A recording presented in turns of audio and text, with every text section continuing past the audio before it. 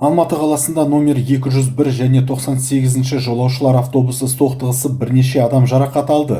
Жол апаты салдарынан бір адам көз жұмды, тағы 15 адам түрлі дене жарақаттарын алды. Бір автобус екінші автобустың бүйір тұсынан соққан, салдарынан автобустардың бірі жолдың шетіне тұрған адамдарды қағып кеткен. Номер 201-ші автобус Төле би даңғылымен жүріп келе жатқан, екінші автобус Абылайхан даңғылымен жоғары көтерілген. Номер 201-ші автобус екіншісін өткізбей бүйір тұсынан соқты. Бұл кезде тротуарда екі адам тұрған. Олар тіпті не болғанды түсінбеді. Екі адам автобустың астында қалды, ал көлік ағашқа барып соғылды.